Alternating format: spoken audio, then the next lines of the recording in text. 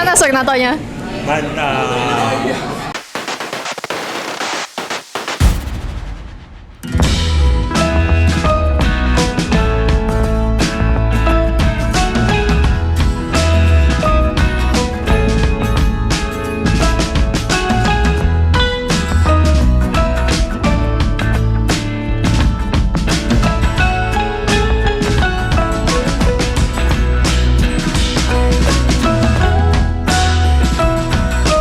Halo, aku Kalista dari Wise Wine dan di sini aku adalah murid di mana yang membuat produk olahan wine. Dan ternyata aku baru tahu nih lewat eksperimen ini, ternyata anggur yang biasanya kita makan itu bisa menjadi produk olahan, yaitu produk wine yang dapat menyehatkan tubuh kita, yaitu menghangatkan tubuh kita.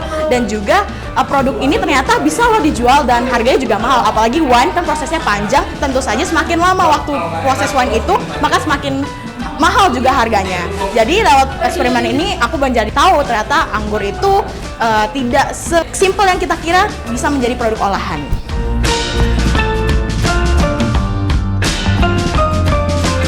Jadi dari UPRO ini, dari sisi biologi, aku dan kelompok aku tuh belajar cara buat fermentasi makanan tuh sebenarnya gimana sih.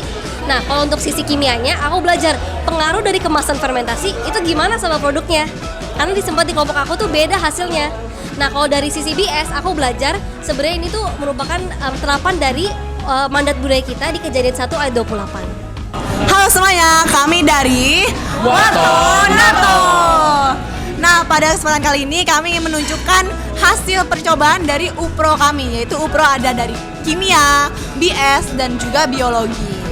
Jadi dari sisi BS sendiri, kami itu melakukan eksperimen atau percobaan ini itu tentu saja didasari oleh dasar-dasar Alkitabiah, yaitu dari Kejadian 1 ayat 28 tentang mandat budaya di mana kita itu harus mengusahakan dan menaklukkan bumi, dan juga dari Matius 25 perumpamaan tentang talenta, bagaimana kita itu harus mengusahakan apa yang Tuhan sudah berikan kepada kita. Dari sisi biologinya, kami menguji pembuatan natto dengan 3 suhu, di mana suhu optimal pembuatan natto adalah 40 derajat, yaitu suhu panas kita. Dan kami menggunakan suhu dingin, yaitu kami letakkan di dalam freezer, dan suhu ruangan. Nah, selanjutnya kita juga menggunakan bakteri yang namanya Bacillus subtilis, di mana bakteri ini juga akan membuat benang-benang pada natto. Jadi sebenarnya yang membuat benang-benang ini adalah dari bakterinya itu sendiri. Selanjutnya dari pelajaran kimia, kami diminta untuk menguji pengaruh wadah polimer terhadap proses fermentasinya, di mana kami menggunakan 2 wadah, yaitu ada wadah bambu dan juga daun pisang. Nah, jadi gimana kita bikin natto ini? Pertama kita yang pasti harus cuci kacang kedelainya. Habis itu kita rebus sampai lembek.